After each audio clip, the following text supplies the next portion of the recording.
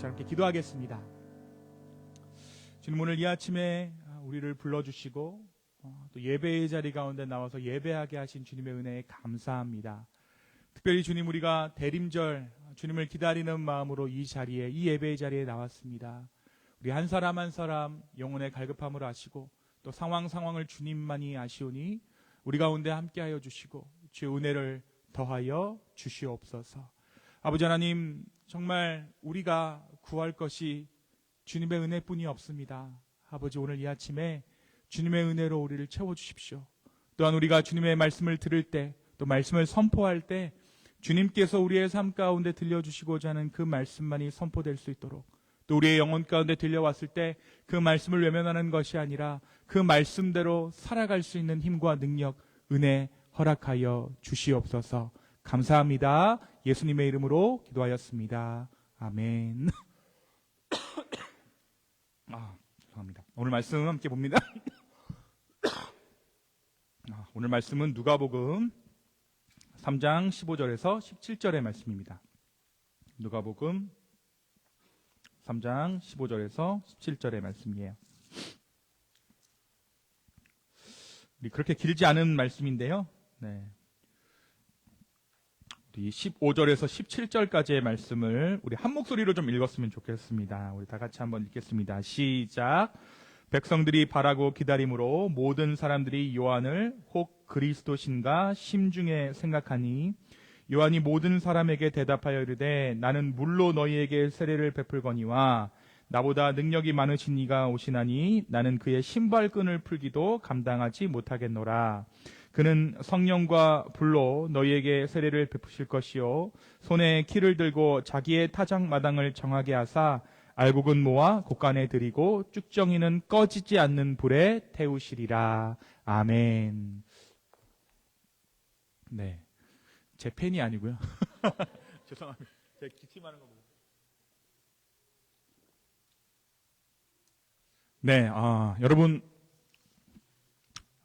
이 예배를, 이 주일에 드리는 예배를 기다리신 분 계시나요? 나는 이 예배를 기다렸다 하는 분 한번 손 한번 들어주시겠어요? 난 이 예배를 정말 기다렸습니다. 네, 제가 여러분에게 한번 질문 한번 드려볼게요. 예배는 이제 기다렸다라고 몇몇 분이 말씀해 주셨으니까 제가 몇 가지 좀 여러분 신상 조사를 한번 해보려고 합니다. 여러분, 여행에 갔어요. 그런데 그곳에 유명한 맛집이 있다는 소문을 들었습니다. 그래서 그 음식점에 가보니까 사람들이 줄을 서 있는 거예요. 여러분은 이 맛집에 줄을 서서 음식을 드시는 편이신가요? 아니면 아무리 맛있는 음식이라도 내 사전에 줄 서서 먹는 것은 없다라고 생각하는 그런 쪽에 속하시나요? 한번 손 한번 들어볼까요? 나는 그냥 빈집 들어가 먹는다. 네, 그냥 난 줄 서지 않고 되는 대로 먹는다면 손 한번 들어보시겠어요? 네. 아니다. 나는 기꺼이 줄을 서서라도 내가 그 맛집에 들어가서 먹고야만 한다면 손 한번 들어주십시오.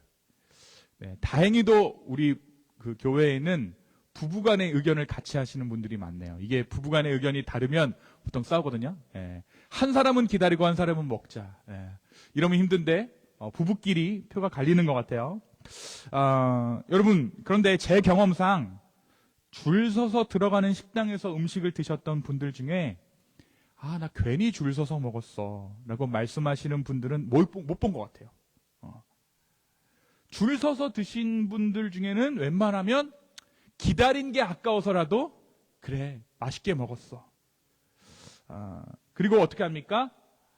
먹으려고 치면 잠깐만 사진 찍고, 그죠? 모던 리추얼이래요, 요즘에. 그러니까 현대 의식이랍니다. 인스타그램에 먼저 사진을 찍고 올리고 뭔가 맛도 맛이지만 성취감까지 더해지는 어떤 그러한 맛을 우리가 보게 되죠. 기다림이라는 것이 음식 맛에 절대적인 영향을 미치지는 않을 거예요. 그죠? 내가 그 음식을 기다렸다고 해서 짠맛이 단맛이 되고 신맛이 매운맛이 되지는 않기 때문이죠. 하지만 내가 기다렸다는 사실이 그 음식을 더 맛있게 먹을 수 있게 하는 것만은 사실입니다. 여러분, 예배를 기다리셨냐고 제가 여쭤봤잖아요. 그죠? 기다렸던 기다리지 않던 간에 예배의 구성은 똑같아요. 제 설교 원고는 이미 완성되어져 있고 오늘 드려진 예배는 정해져 있습니다. 근데 여러분, 음식은 요리사가 만드는 것이지만 또 예배의 설교는 목사가 하는 것이지만 기다림이란 그 음식이 내 테이블에 오기까지 나도 무언가를 했다는 생각을 하게 만들어요. 요리사가 음식을 만들 때 손님인 나는 밖에 서 있죠.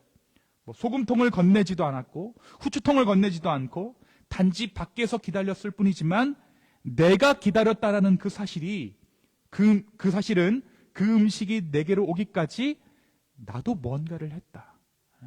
그 음식을 만드는 과정 가운데 나도 동참했다라는 생각을 하게 만드는 것 같아요. 우리가 주일마다 이 사무엘서 말씀을 묵상해 왔는데요.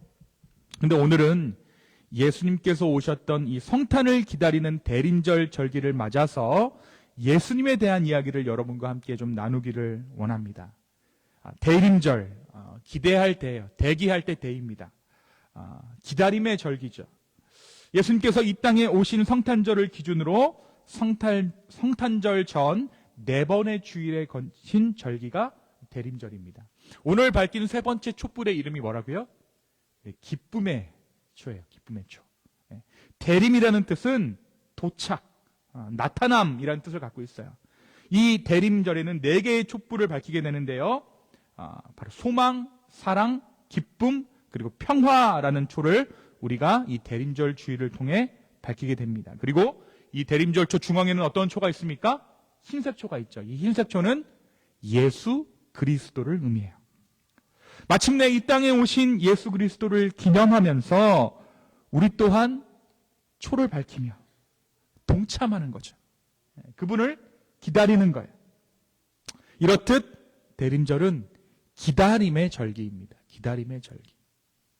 누군가를 기다린다는 것. 그것은 기대하게 되는 일이기도 하지만 실망이나 좌절을 경험하는 일이기도 해요. 바로 기다림에는 불확실함이라는 것이 늘 존재하기 때문이죠. 뭔가를 기다린다. 그래서 기다림에는요, 여러분, 소위 믿음이라는 것이 필요합니다. 믿음이라는 것이 필요해요. 오늘 말씀은 예수님을 기다렸던 인물 중에 세례 요한이라는 인물을 통해서 우리가 기다림이란 어떠한 것인가 좀 생각해 보고자 합니다. 세례 요한. 여러분, 이 세례 요한의 시대는 어떠한 시대입니까? 예수님께서 오기 직전의 시기예요. 로마가 이스라엘을 식민 통치하던 시기죠. 우리가 잘 알고 있는 것처럼 이 로마는요, 세계사에서 가장 넓은 영토를 차지했던 대제국이었습니다. 그래서 로마 제국이 정복한 영토를 다스릴 때 직접 다스리지 않고 그 지역의 토착 세력에게 위임해서 다스리게 했어요. 로마는 정복한 지역에서 로마군이 주도하는 자치도시만을 직접 다스리고 나머지 많은 영토들은 소위 분봉왕들에게 위임했습니다. 분봉왕. 당시 그럼 이 유대 지역을 다스리고 있던 분봉왕은 누구였느냐? 이름이 헤롯이에요. 헤롯. 동방박사가 왔을 때 나도 함께 가서 예배하려 한다. 너희가 돌아올 때 꼭 나에게 말해줘라 라고 말했던 그 왕이 누구냐면 헤롯입니다. 이 헤롯 왕 때가 세례 요한이 활동하던 시기예요. 그렇다면 세례 요한은 어떠한 삶을 살았을까요? 요한이 어떠한 삶을 살았을까? 마태복음 3장 4절에 따르면 요한은 낙타의 털, 약대의 털을 입고 그 옷을 입고 허리에 가죽띠를 띠고 메뚜기와 석청을 먹더라라고 기록하고 있습니다.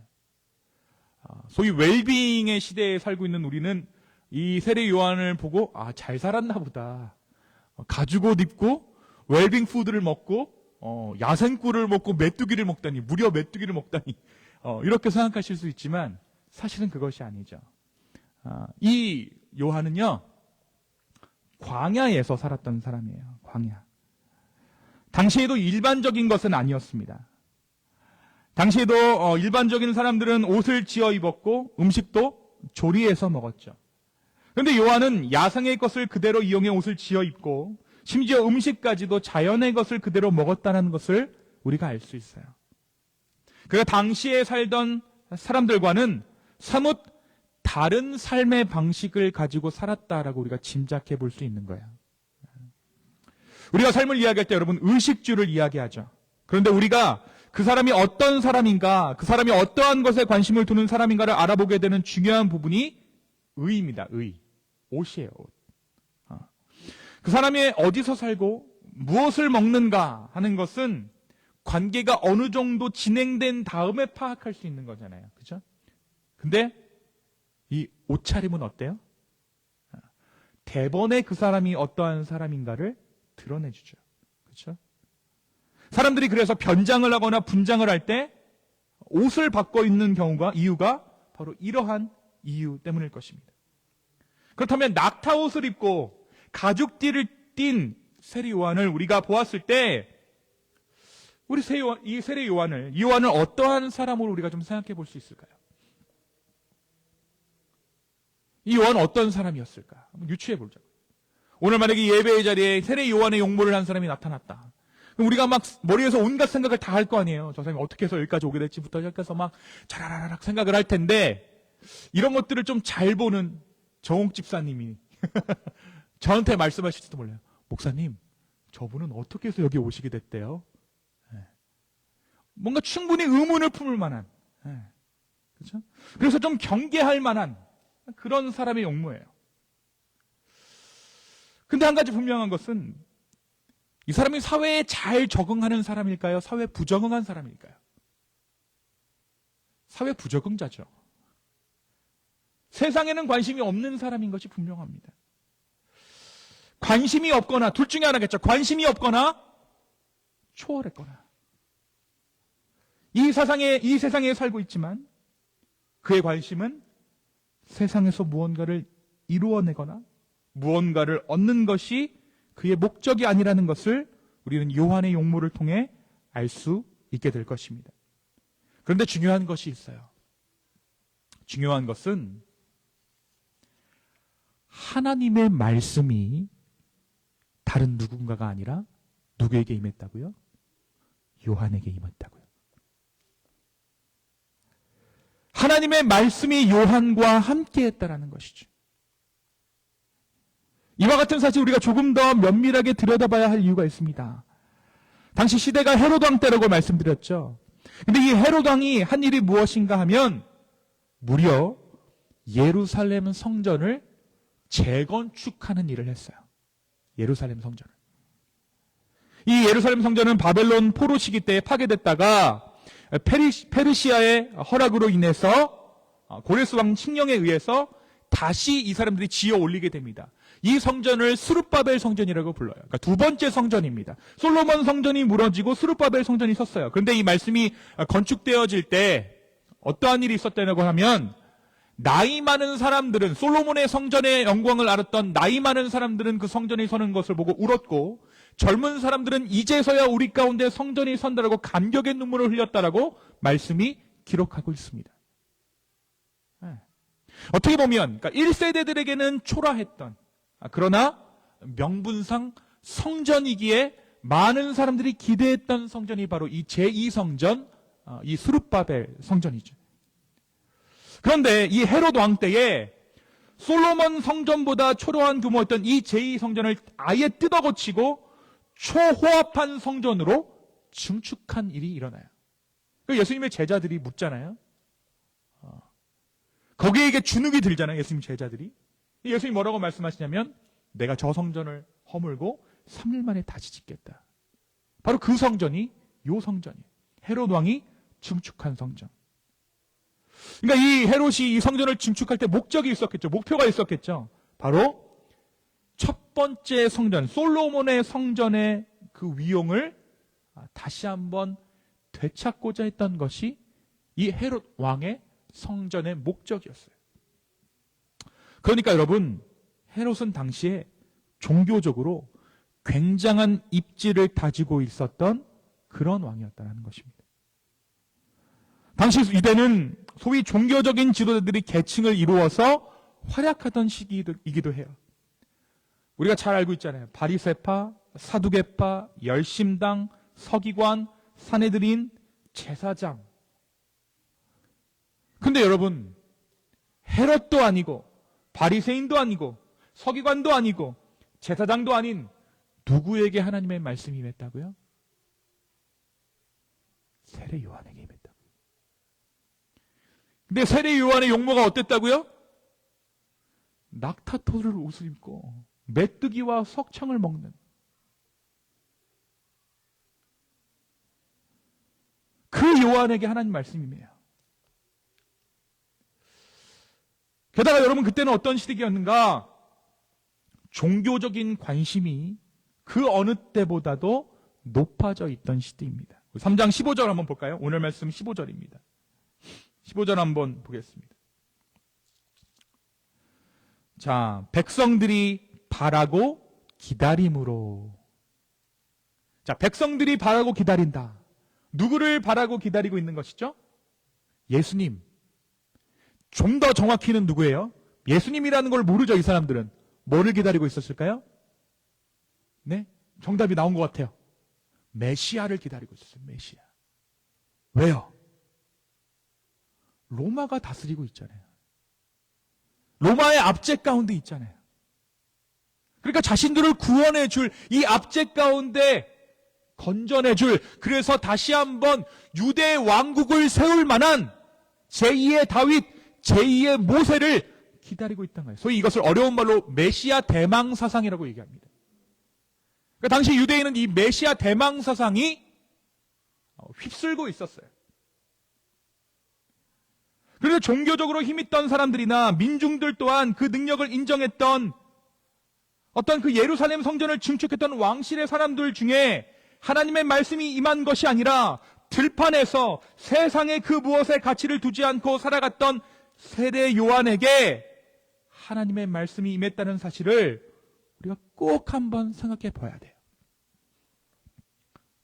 오늘 만약 하나님께서 말씀하신다면, 그리고 그 말씀이 이 세상 가운데 전해진다면 어떠한 사람들에게 하나님은 말씀하시겠는가? 누구에게, 어떠한 자들에게 하나님 말씀하실까? 아마도 여러분, 하나님의 말씀은 종교적인 중심에 서 있는 누군가에게 전달되는 것이 아니라 광야에서 분투하는 자의 삶을 통해 주어지게 될 것입니다. 광야와도 같은 현실에서 어떻게든 하나님의 말씀대로 살아보고자 하는 그 몸부림치는 그 몸부림의 삶 가운데 하나님은 말씀하신다라는 거예요. 믿음을 지켜보려고 애를 쓰는 사람들, 어떻게 해서든 내 자녀에게 예수 그리스도의 복음을, 사랑을 전해보려고 부득불 우리 아이들을 교회로 인도하고자 하는 그 마음 위에 하나님은 오늘도 말씀하신다라는 거죠. 모두가 기독교가 힘이 없다라고 말하고 예전만 못하다라고 이야기하는 이때에 그럼에도 불구하고 예배의 자리를 지키고 하나님의 말씀 가운데 서고자 애를 쓰는 사람들 가운데 하나님은 말씀하신다라는 것입니다. 궁전에 있는 사람들이 아니었어요. 편하게 신앙생활하는 사람들이 아니었습니다. 성전 가운데 늘 나아갔던 사람들이 아니라 광야에서 외치는 한 불황자와도 같은 자의 삶을 통해 하나님은 말씀하셨어요. 자, 그렇다면 오늘 말씀에서 오늘 말씀에서 드러나고 있는 세례 요한이 세상 가운데 전했던 메시지는 무엇일까요? 먼저 사람들은 세례 요한을 메시아로 오해했다라고 기록하고 있죠. 15절에 보니까 모든 사람들이 혹 그리스도신가 혹 심중에 생각하니. 그리스도는 메시아라는 뜻입니다. 조금 더 정확한 의미로 말하자면 사람들은 세례 요한이 메시아이기를 바랬어요. 단지 궁금했던 것이 아니라 메시아이기를 바랬습니다. 메시아를 기다리고 있던 사람들 입장에서는 세례 요한이 메시아라면 더 이상 기다릴 필요가 없어지는 거죠. 그렇죠? 또 하나 어떤 것을 의미합니까? 이제 이 세례 요한을 필두로 해서 힘을 모아가지고 로마를 정복하면 되는 거예요. 그래서 세례 요한이 가는 곳마다 무리가 그를 따랐다라고 말씀은 기록하고 있습니다. 그가 가는 곳마다 사람들이 구름대처럼 몰려왔습니다. 무엇보다 거침이 없는 세례 요한의 설교는 그곳에 모인 많은 사람의 가슴을 시원하게 해줬습니다. 여러분, 저도 그렇게 생각하거든요. 제가 목사지만 차라리 제가 예수라면 어떻겠어요? 제가 여러분 앞에 서 있는 제가 예수라면 어떻겠어요? 교회 올 때마다 수지 맞는 거 아니겠어요? 저를 통해 듣는 말씀보다 예수님 와서 직접 말씀해 주시면 훨씬 더 좋잖아요. 여러분, 그렇게 저를 쳐다보지 마시고. 여기가 무슨 그렇다고 해서 이단은 아니고 신천지는 아닙니다만 그렇잖아요. 틀림이 없잖아요. 적어도 여기 앞에 서 있는 사람이 목사가 아니라 예수 그 자체라면 이 예배에 실패할 가능성도 없어지잖아요. 그렇지 않겠어요? 그러니까 사람들은 이 세례 요한을 어떻게 했냐면 예수로 만들고 싶었던 거예요. 예수여만 했던 거예요. 왜요? 자신의 정치적인 욕망들을 위해서. 게다가 어떻습니까? 여러분, 목회자가 가장 힘든 게 여러분 뭐냐면 설교를 잘하면 잘할수록 삶에 대한 책임이 무거워진다라는 거예요. 그러니까 가재미 눈들을 다들 하세요. 그러니까 설교는 잘 듣고 나서 이 사람이 어떻게 사는지 이렇게 본다는 거죠. 제가 말씀대로 살고 있나. 근데 이 세례 요한은 어떻게 살았어요? 설교도 잘할 뿐만 아니라 사는 게 진짜로 낙타 토롯을 입고 광야에서 살아요. 삶도 깨끗해요. 그러니까 사람들이 이 사람의 설교에 열광하는 거예요. 우리가 찾던 메시아다. 말 다르고 삶 다른 종교 지도자들과는 다른 삶과 메시지가 이 세례 요한에게 있었다라는 것이죠. 무엇보다 그동안 사람들은 영적으로 몹시 메말라 있고 사회적으로도 불만이 많았어요. 이러한 상황에 요한의 메시지가 딱 맞아떨어진 것이죠. 그런데 어떤 메시지를 전해요? 나보다 능력이 많으신 이가 오신다라는 거예요. 나는 그의 신들매 풀기도 감당하지 못하겠다. 신발끈 풀기도 감당하지 못하겠노라. 나는 물로 세례를 베풀지만 그는 너희에게 성령과 불로 세례를 베풀 것이다.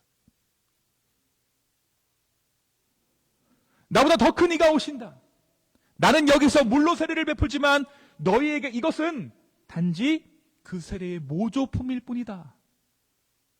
그는 오셔서 진짜 세례를 너희에게 줄 거야. 여러분, 제가 주일날 말씀을 전하지만 계속해서 제 얘기를 해서 좀 그런데요. 세례 요한이 설교자였기 때문에 그래요. 제가 여러분 앞에 서서 여러분, 저보다 더 크신 분이 한 달 뒤면 오십니다. 저는 그분에 비하면 아무것도 아니에요. 그 말을 차마 할 수 있을까요? 없을까요? 없죠. 저는 적어도 앞에 선 만큼은 여러분 앞에서 가장 설교 잘하는 사람인 것처럼 해야 되는 거예요. 당신의 모든 것을 다 알고 있습니다라고 신용이라고 해야 되는 거예요. 그것이 제 솔직한 마음입니다. 제 설교자의 마음이에요. 근데 요한은 뭐라고 얘기해요? 나는 예고편에 지나지 않아요. 진짜 주인공은 따로 있습니다. 이것이 요한의 메시지였어요. 한없이 치솟는 인기와 사람들의 기대함에도 불구하고 그는 자신의 본분을 잊지 않았던 것이죠. 그 본분이란 무엇입니까? 기다리는 사람이라는 본분입니다. 나도 기다리는 사람이야. 나도 그들을 기다리고 있어. 여러분, 이 일이 쉬울 것 같지만 결코 쉽지 않은 일이죠. 사람이란 누구나 필요한 사람이 되고 싶지 누군가의 앞자리를 깔아주는 사람은 되고 싶지 않기 때문입니다. 누구나 나를 기다려주기는 원하지만 내가 누군가를 기다리는 존재로 남아있고 싶지는 않기 때문이죠. 약속 시간을 정하고 나갈 때 누가 먼저 가서 일찍 기다립니까? 아쉬운 사람입니다. 서열이 낮은 사람입니다. 상대적으로 약한 사람입니다. 그런데 요한은 그가 기다리는 사람임을 자처했어요. 그의 본분을 잊지 않았던 것이지. 얼마든지 사회적으로 정치적으로 그가 가장 높은 곳으로 도약할 수 있었지만 그는 끝까지 기다리는 자로서의 본분을 잊지 않았습니다.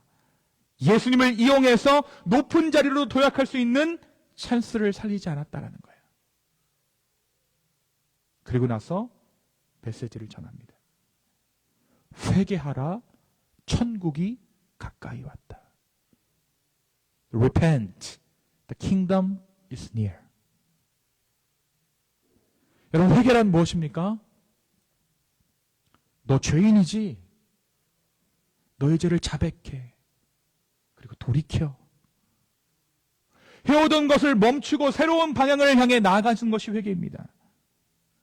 회개를 말한다는 것 자체가 큰 두려움이고 큰 도전이죠. 여기 서 있는 제가 아무리 목사지만 회개하십시오 라고 좀처럼 말할 수가 없는 것 같아요. 윤석 집사님, 회개하십시오. 왜 말 못할까요? 솔직히 말씀드리면 집사님의 삶과 제 삶을 딱 놓고 비교했을 때 제가 그다지 나은 삶을 살 것 같지 않거든요. 내가 누군가에게 회개를 말할 수 없는 이유는 이거예요. 나도 똑같은 죄인이기 때문에. 나 스스로도 죄인인데 누군가의 회개를 말하는 것이 옳은가라는 마음이 있기 때문이에요. 회개를 말한다는 것은 여러분, 적어도 내 삶에 내가 떳떳할 때 비로소 회개를 말할 수 있는 것 같아요. 내 안에 죄가 없을 때, 나 스스로가 하나님 앞에 온전한 삶을 살고 있다는 그 확신이 있을 때 회개를 말할 수 있다는 거죠. 그런데 이 세례 요한은 회개의 메시지를 전하는데 두려움이 없었습니다. 마음이 청결한 자, 의에 줄이고 목금 마른 자, 그것이 요한의 삶이었던 것입니다. 자, 여러분, 그러면 요한이 말하고 있는 회개란 어떠한 회개를 말할까요? 단순히 종교적이고 어떤 죄책감을 떨쳐버리는 그런 회개가 아니었어요. 이런 회개는 이미 성전에서 진행 중이죠. 그렇죠? 제물을 통해 성전에서 드려지고 있는 종교적인 회개가 이미 그 자리 가운데 있었다라는 거예요. 세례 요한이 말하는 회개는 실제적인 삶을 바꾸는 회개를 말한 것입니다. 욕망이라는 기초 위에 세워졌던 개개인의 삶의 건물들을 모두 무너뜨리고 새롭게 세워야 한다. 그래서 실제로 요한은 어떠한 회개를 얘기했냐면 군중들에게는 좋은 옷과 음식을 필요한 자들에게 나눠줘라라고 얘기했어요. 그것이 너의 회개다. 세리들에게는 명시된 금액 외에는 더 거두지 말라라고 말합니다. 그것이 너의 진정한 회개라고 이야기해요. 군인들에게는 위협과 잘못된 고발을 통해 민간인으로부터 갈취한 너의 돈으로 너희의 수입을 올리지 말라라고 이야기합니다. 그것이 너희가 할 마땅한 회개라고 이야기해요. 회개하라! 라고 말했을 때 사람들은 의례껏 생각했을 거예요. 성전에 가서 제물을 드리고 내 종교적인 책임을 다하는 것, 그래서 내 종교적인 죄책감을 떨어내버리는 것, 그것이 회개다라고 자연스럽게 생각했을 것입니다. 그런데 요한이 말했던 회개는 달랐어요. 삶이 바뀌어야 된다. 네 지갑이 회개해야 돼. 네 생각이 회개해야 돼. 너의 삶의 스타일이 바뀌어야 돼. 그것이 회개야. 회개하라. 너의 삶을 통째로 바꿔라. 욕망의 터전 위에 지어지는 너의 삶을 온전히 부정해라. 천국이 가까이 왔느니라. 회개하라. 그리고 뭐예요? 천국이 가까이 왔다. 그리고 나서 누가 오십니까? 예수님이 오시죠. 그렇다면 요한이 말하고 있는 천국은 누구입니까? 예수님이에요. 네 삶을 통째로 바꿔야 돼. 왜? 예수님이 가까이 오고 있거든. 오늘 말씀 17절에도 보니까 어떤 얘기를 해요? 알곡과 쭉정이 얘기를 하죠. 이게 뭘 얘기하는 겁니까? 심판을 얘기하는 거예요. 심판. 예수님이 오셔서 뭘 하실 거란 얘기예요? 심판하실 거란 얘기예요. 심판. 오시기 전에, 심판이 너희에게 임하기 전에 회개해라. 삶을 바꿔라. 요한이 말한 천국은 예수 그리스도 그분입니다. 회개 이후에 천국이신 예수님이 이 땅에 오시는 거예요. 여러분, 하나님의 나라는 living thing, 살아있는 것입니다. 하나님의 나라는 삶이에요. 천국이 가까이 왔다는 말과 함께 예수님의 삶이 이 땅에 오신 것처럼 천국은 메시지가 아니라 삶을 의미합니다. 회개는 그 하나님의 나라라는 삶이 우리의 삶과 하나 되기 이전에 주님께서 우리에게 요구하시는 거예요. 사랑하는 성도 여러분, 기다림이란 수종적인 것이 아닙니다. 서두에도 말씀드렸지만 기다림은 동참하는 거예요. 멀쩡히 서서 그냥 올 사람을 기다리는 수동적인 것이 아니에요.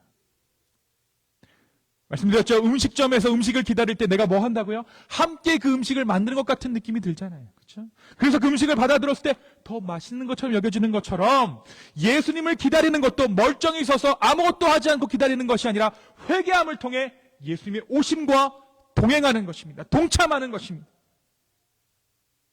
기다림이란 몸은 비록 함께하지 못했지만 그 마음을 같이 하는 거예요. 자, 예수님은 오늘 저 문을 통해 오십니다. 저 뒤에 문 한번 보세요. 우리 성경자매가 왔지만 성경자매 말고 예수님이 오늘 저 문을 통해 들어왔어요. 그죠? 오늘 딱 들어오셨어요. 자, 그럼 우리가 대번에 했던 말이 뭘까요? 예수님 기다렸어요. 우리가 기다렸어요. 우리가 기다리고 있었어요. 예수님을. 그렇다면 어떻게 우리의 삶이 기다렸다는 것을 보여주시겠어요? 말로만? 머리로만? 아니죠.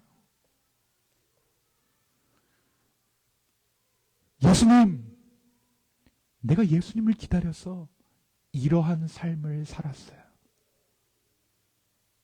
그 말을 할 수 있어야 한다는 것입니다.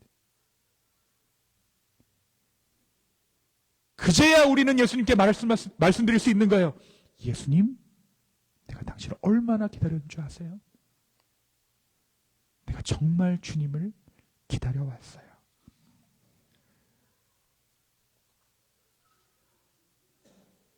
사랑하는 성도 여러분, 우리가 예수님을 기다린다라는 것은 예수님과 그 마음을 함께 한다라는 것이고 예수님께서 오시는 그 여정을 함께 한다라는 의미입니다. 회개하라는 광야에서의 요한의 메시지처럼 그 기다림이란 우리의 삶을 바꾸는 것으로 시작합니다. 요한의 삶이 그것을 보여주고 있죠. 궁전이 아닌 광야에서 살며 빛나는 옷을 입고 뽐내는 것이 아니라 내 안의 사람을 바라보는 인생. 내가 주인공이 되는 것이 아니라 기다리는 그 사람을 위하는 삶. 그것이 바로 회개에 합당한 삶의 모습일 것입니다. 그런데 잊어서는 안 될 것이 한 가지 더 있습니다. 여러분, 우리가 기다림을 이야기할 때요, 파수꾼이 아침을 기다리듯 기다린다라는 말씀이 시편 가운데 있어요. 파수꾼이 아침을 기다리듯 기다린다. 이것이 어떠한 의미일까요? 반드시 올 것을 기다린다는 의미예요. 오지 않을 그 누군가를 기다리는 것이 아니라 반드시 나타날 예수님을 기다린다는 것입니다. 여러분, 제가 지금도 젊지만 더 젊었을 때 막차를 타고 집에 들어가야 될 일이 생기는 거예요. 이제 뭐 데이트를 마치고 그 여자친구를 집에까지 데려다 주고 나면 늘 막차 시간이 되거든요. 뭐 그게 뭐 지금의 아내이냐고는 묻지 말아 주십시오. 뭐 어찌 됐건 간에. 늘 이제 막차 시간에 늘 간당간당한 거예요. 그럼 그 시간에 딱 가면 버스가 와야 되는데 올까 말까를 기다리는 거죠. 이 버스가 올 수도 있고 안 올 수도 있는 거예요. 그렇죠? 아니, 막차 시간이 12시 10분이라 그러면 내가 거기에 딱 12시 10분쯤에 도착해서 정류장 앞에 딱 서 있어요. 네.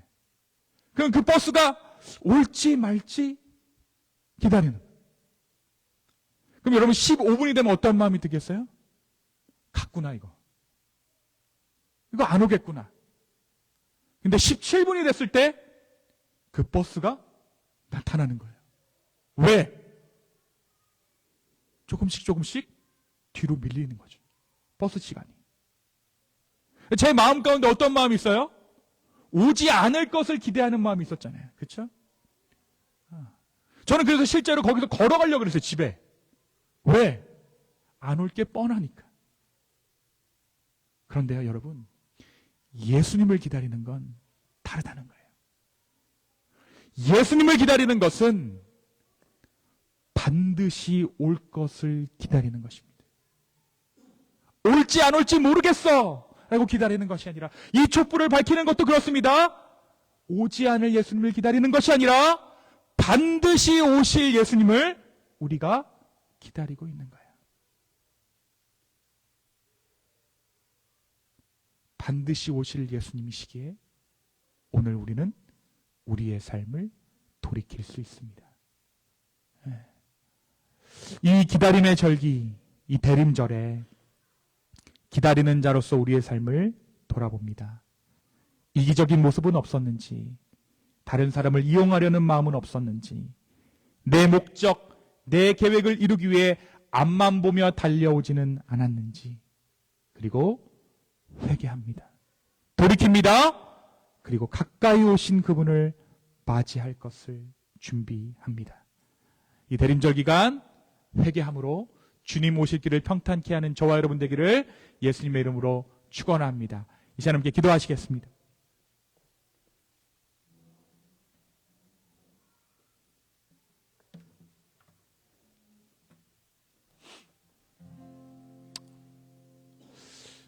먼저 오늘 이 말씀을 통해서 우리의 삶을 좀 돌아봤으면 좋겠어요. 내 삶이 정말 예수님 오시기에 천국을 맞이하기에 합당한 삶의 모습인지 한번 생각해 봤으면 좋겠습니다. 그리고 혹시나도 우리의 삶 가운데 합당하지 못한 모습들이 있다면 그 마음을 돌이키기를 소망합니다. 주님, 내 삶의 모습을 긍휼히 여겨 주십시오. 내가 이런 것들을 돌이키기를 원합니다 라는 마음으로 이 시간 함께 기도하며 나아가겠습니다. 함께 기도합시다.